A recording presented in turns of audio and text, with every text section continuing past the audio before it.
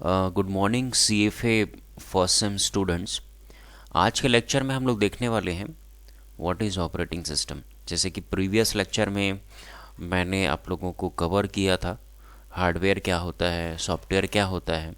तो हमने जाना था कि हार्डवेयर कंप्यूटर के वो फिजिकल कंपोनेंट्स होते हैं, है ना, those we can touch and see, like monitor, printer, mouse, keyboard etcetera.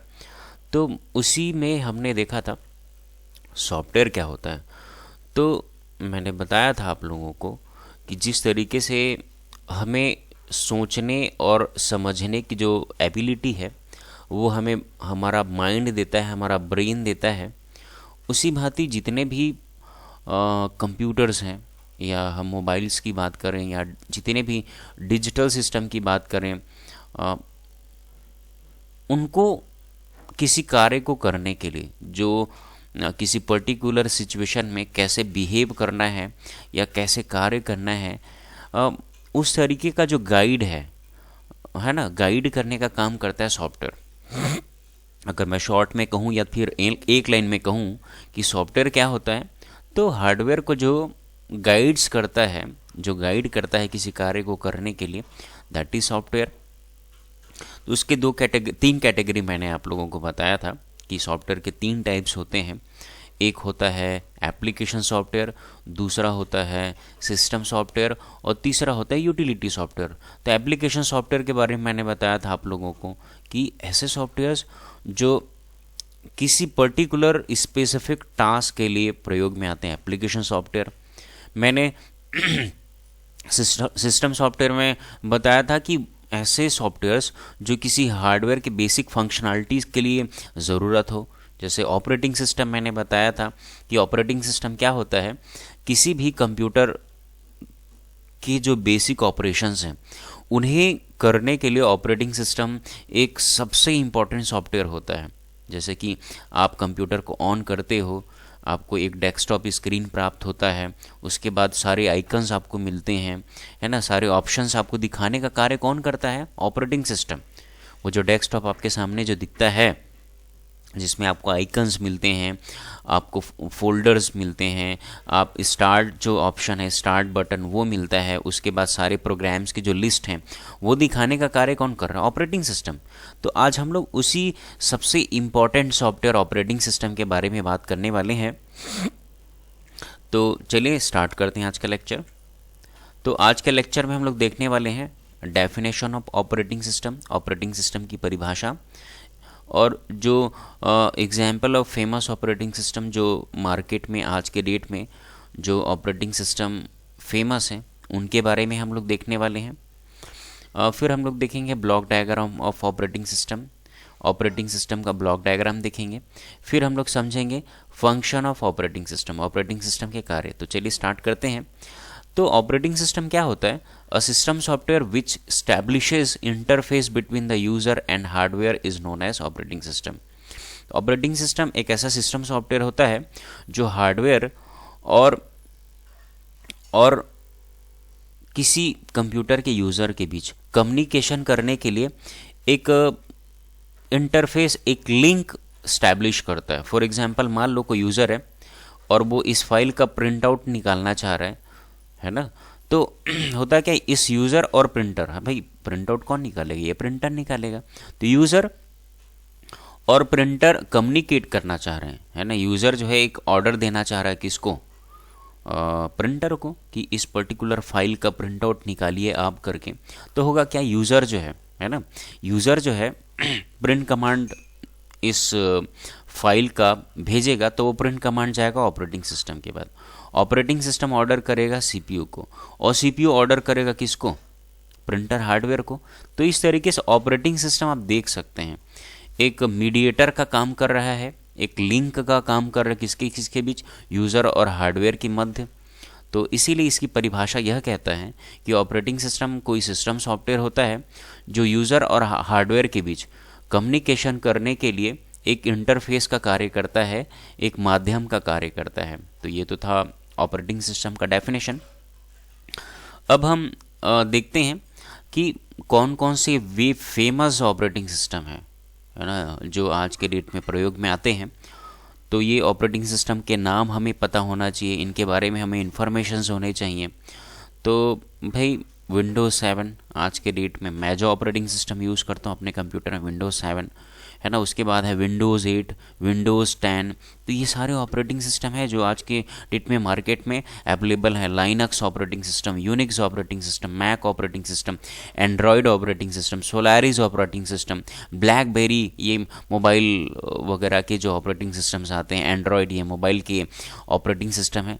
तो ये सारे फेमस ऑपरेटिंग सिस्टम हैं जो आज के डेट में हमारे मॉडर्न सोसाइटी में ये सारे ऑपरेटिंग सिस्टम प्रयोग में आते हैं, यूज़ में आते हैं। तो इनके नाम हमें पता होना चाहिए, इनके बारे में पता होना चाहिए। और मैं ज़्यादा बोलूँ तो इनको यूज़ करना हमें आना चाहिए, उनको यूज़ हमें करना आना चाहिए। तो ये तो थे सारे ऑपरेटिंग सिस्टम के एग्जांपल्स। अब हम लोग देखते हैं, समझ लेते हैं कि ब्लॉक डायग्राम। तो ब्लॉक डायग्राम को समझने के लिए थोड़ा समझना होगा हमें कि मान लेते हैं ये जो फाइल है MS वर्ड एप्लीकेशन में खुला हुआ है। तो यूज़र जो है MS वर्ड एप्लीकेशन सॉफ्टवेयर को कमांड देता है। उस एप्लीकेशन सॉफ्टवेयर MS वर्ड जो है कमांड देगा ऑपरेटिंग सिस्टम को, और फिर ऑपरेटिंग सिस्टम ऑर्डर देता है किसको, हार्डवेयर को। तो इसी चीज़ को मैंने ब्लॉक डायग्राम में समझाने की कोशिश किया है। तो यूज़र जो है MS वर्ड मान लेते हैं एक एप्लीकेशन सॉफ्टवेयर है, वैसे तो कई एप्लीकेशन सॉफ्टवेयर्स हैं, MS Word, MS Excel, MS PowerPoint, Photoshop, Corel, PageMaker, Notepad. तो ये सारे एप्लीकेशन सॉफ्टवेयर्स हैं, गूगल क्रोम, जिन पर यूज़र वर्क करता है। तो यूज़र का जो कमांड है वो एप्लीकेशन सॉफ्टवेयर के पास आता है, और एप्लीकेशन सॉफ्टवेयर जो है उस कमांड को पास ऑन करता है ऑपरेटिंग सिस्टम के बाद, और फिर ऑपरेटिंग सिस्टम ऑर्डर देता है किसको, हार्डवेयर को। तो इस तरीके से कोई फंक्शनिंग होता है।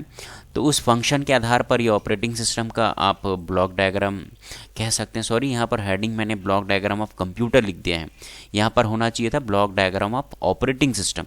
तो प्लीज़ इसको अपडेट कर लेंगे आप। तो ब्लॉक डायग्राम को एक ऐसा भी ब्लॉक डायग्राम आप ऑपरेटिंग सिस्टम का बना सकते हो, समझ सकते हो। यूज़र्स जो हैं वो सॉफ्टवेयर से इंटरेक्शन होता है ना। हमारे पास दो सॉफ्टवेयर्स होते हैं, सिस्टम सॉफ्टवेयर और एप्लीकेशन सॉफ्टवेयर। तो उन्हें यूज़र यूज़ करता है, उनका कमांड इन सॉफ्टवेयर्स के पास आता है, और ये जो सॉफ्टवेयर्स हैं ऑर्डर देता है, कमांड देता है किसको, ऑपरेटिंग सिस्टम को। और ये ऑपरेटिंग सिस्टम ऑर्डर करेगा किसको, हार्डवेयर को, जैसे CPU हो गया, रैम हो गया, एक्सेट्रा। और जो भी इनपुट आउटपुट डिवाइसेस जैसे कि प्रिंटर हो गया, माउस हो गया, ये सारे जो हैं। तो इस तरीके से ये इंटरफेस है ना, जो हम कार्य करते हैं उसके आधार पर आप समझ सकते हो ऑपरेटिंग सिस्टम का ब्लॉक डायग्राम।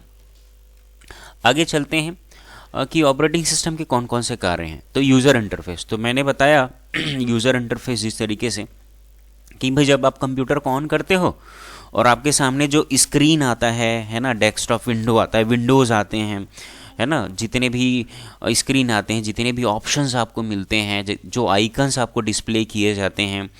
अब जैसे कि आपको गूगल क्रोम खोलना है तो आप आइकन देखते हो डेस्कटॉप में, उसके बाद डबल क्लिक करते हो, गूगल क्रोम खुल जाता है इंटरनेट यूज़ करने के लिए। तो वो जो स्क्रीन आया है आपके सामने, जो आइकन आया है, उसको रिप्रेजेंट करता है आपके सामने कौन, ऑपरेटिंग सिस्टम। तो आप कह सकते हो यूज़र इंटरफेस का कार्य करता है।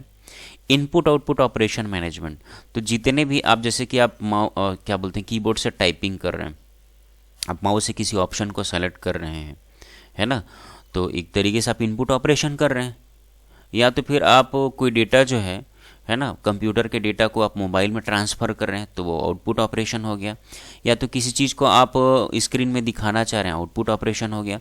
तो ऐसे ही जितने इनपुट आउटपुट ऑपरेशंस होते हैं उनको मैनेज करने का कार्य होता है ऑपरेटिंग सिस्टम का। मेमोरी मैनेजमेंट, तो मैंने आप लोगों को बताया था कि भाई आप जो डेटा कंप्यूटर को देते हो, इनपुट करते हो, वो कहीं ना कहीं किसी न किसी मेमोरी में जाता है। तो मैंने बताया था दो प्रकार का मेमोरी, एक प्राइमरी मेमोरी रैम होता है, और सेकेंडरी मेमोरी होता है क्या, हार्ड डिस्क होता है ना, हमारे कंप्यूटर सिस्टम में।